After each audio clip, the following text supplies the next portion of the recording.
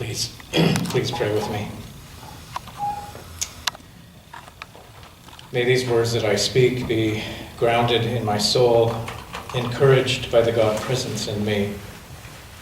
And may these words that you hear be captured by your soul, enlivened by the God presence in you. Amen.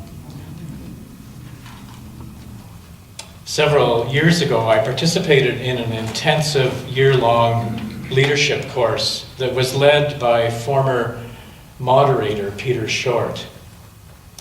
It was transformative for me, both in affirming some of the things I was already doing in ministry, and more importantly, opening my mind and heart to some new understandings. I immediately remembered one of the ideas about faith that Peter shared with us in that time, as I read this story about Jesus raising Lazarus from death. And Peter talked about two ways of having faith. The first was that we gather our beliefs about God, beliefs about Jesus, beliefs about church, beliefs about life, and we put them into a backpack. We put them into a backpack that we then wear around with all the things that are our faith.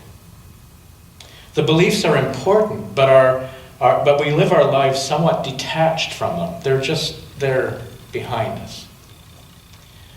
And we dig into the backpack on occasion when we're needing something, when we're suddenly faced with illness, or when someone dies, or when we're facing some other kind of change in our life. And so we reach into the backpack sort of like grabbing a security blanket. Or other times we just take it off and leave it in the trunk of our car because we want to be separate from those beliefs for a time as we do something else. The other way, he said, is to breathe our beliefs into our very being, to embody our faith in every cell of our humanity, and to allow the Spirit within us to guide our entire journey. No backpack required. This latter way, for me, is the way that Jesus lived his life, becoming simultaneously more human and more divine with each passing day, as he embraced and lived life fully, lovingly, and with immense gratitude.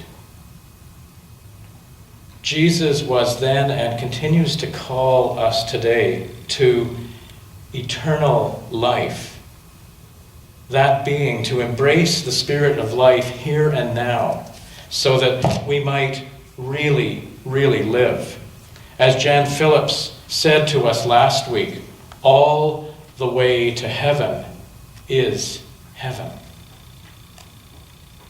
This story of Jesus and Lazarus is a perfect illustration for me of the difference between a backpack faith and an embodied faith. If you choose to believe this story literally, that Jesus actually brought a corpse back to life, then you are choosing a backpack faith. You are choosing to believe the laws of science were broken somehow by a God out there somewhere, or by a God in the form of Jesus. Either way, you are choosing to believe in something that we could never attain ourselves, something that defies logic, and adding yet another belief to our backpack. This is just like the nuns from Jan's story last week that were in deep, deep conflict with one another. And at the end of her time of trying to resolve this, one of them finally said, "Oh, well, it's all in God's hands anyway," totally defeating the purpose. A God that raises a corpse is not a God that can be embodied, but only believed in. It is a God that also gets added to a backpack. I know that many of us were taught to believe in this kind of God, and so we continue to hold this notion as a sign of our faith. And I know that others of us no longer believe in this kind of God, but we're reluctant to embrace a different understanding. I think, in fact, that we would prefer Jesus to actually be God rather than human like us, because we get off the hook. We can just tuck Jesus neatly into our backpack and get on with our lives. When Jim Taylor wrote about the nature of Jesus a few weeks ago, one of his readers responded with something that I found I really resonated with. And it was a gentleman named Peter, and he said this: Christian churches treat Jesus as an unattainable ideal, like a god, because it is easier than taking him seriously.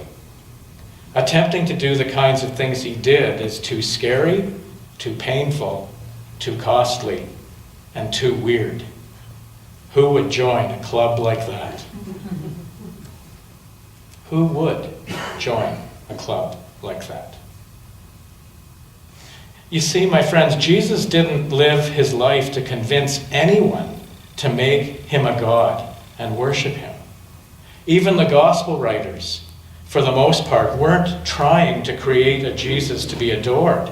Rather, they were trying to encourage us to be like him, to live like him, to love like him, and discover the real gift of human life, that we might be eternally grateful for this amazing opportunity that we have. It is in the same gospel, by the same writer, that we have this story of Lazarus being raised from death, that we also hear Jesus saying, and it's only a couple of chapters later, I tell you, the one who believes in me will also do the works that I do, and in fact, will do greater works than these. So what then is this story really about? How do we understand this story in light of an embodied faith rather than a backpack faith? For me, it is all there in the story itself. This is one place where John shows some brilliance, I think. Or whoever it was that wrote it. We've named him John. Jesus knows that Lazarus is asleep.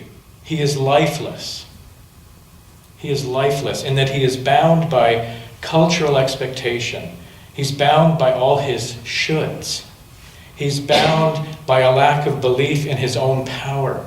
He's bound by all the masks he wears that diminish his true being for the sake of family, for the sake of religion, for the sake of community. And then we hear both sisters in separate instances say to Jesus, this wouldn't have happened if you had been here.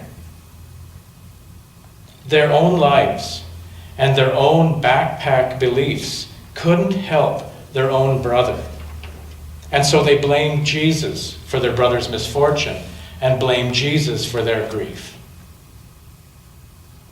And the response? Jesus weeps. Jesus, this deeply human one, is filled with grief himself. In part for the love that he has for these friends, but also he witnesses in Lazarus and Mary and Martha and all of those others gathered a crisis of faith. This is the same crisis of faith that was being experienced by the followers of Jesus those 90 years after his death, when this story was being written. They were looking for a God to swoop in and save them from death. They witnessed their friends and family being killed by hundreds and then thousands by the political and religious authorities. And they were waiting for Jesus to save them. He promised that. Their backpack faith was not giving them life, and they were crying out, why? Why have you forsaken me? But you see, the answer is in the very last words of this story, the very last words attributed to Jesus. He said to them, unbind him and let him go. Jesus is saying, you are the help.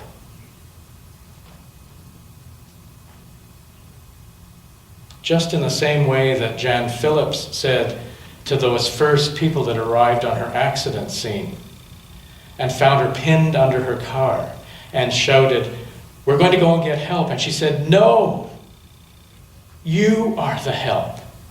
Lift the car and pull me out. Unbind him and let him go.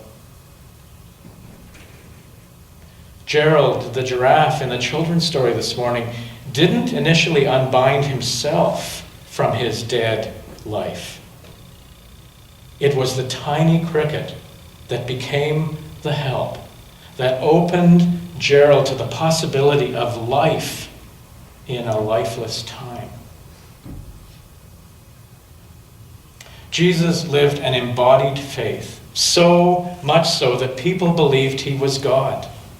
And in the sense that he fully embraced the divine spirit within him, he was God. But the reality is, we all have that divine capacity within us to embody our faith, to live as Jesus did. He wasn't lying when he said, you can do even greater things. To love as he loved, to find abundant life here and now. I want to conclude by reading one of Jan Phillips' poems from the little book that she had here last week called Burning Bushes Are Everywhere. It's an amazing collection of poems. And this one is called We Who Are Alive Today. We who are alive today are the eyes and ears, the hands and feet of the invisible source. We are thought incarnate, word made flesh, spirit embodied, love materialized. We who are alive today are agents of ongoing creation. We are the consciousness of earth, the universe knowing itself, seeing itself, singing to itself, healing itself through our actions and compassion.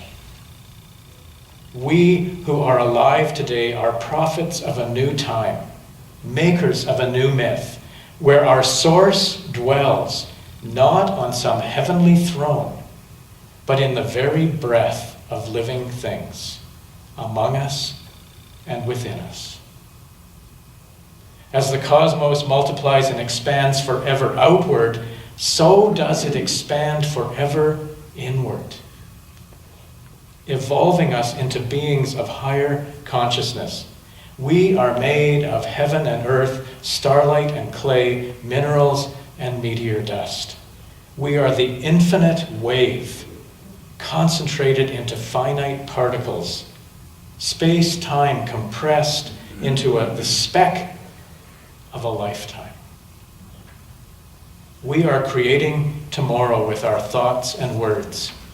We are shaping ourselves and families, our communities and cities, our cultures and civilization by what we do and fail to do. We are ascending into our potential, evolving into our godness, co-creating the whole that is the sum of our parts. They never told us it would be like this, that we ourselves are shapers of our world, called to be the light and the holiness we seek. We who are alive today, let us sing for joy that the heaven we sought is within us and around us. That wherever we look, there is holiness looking back. Let us not lose heart. No matter what storms batter and buffet us, life holds us firmly in the palm of its hand. Perhaps it is time for us to open our backpacks, mine too, and take a really good look at what is there, and to embody what is really true for us, and let the rest go. For it is embodying our faith in opening to the source, the Spirit within us, that we will know, and we will experience real life in lifeless times. Amen.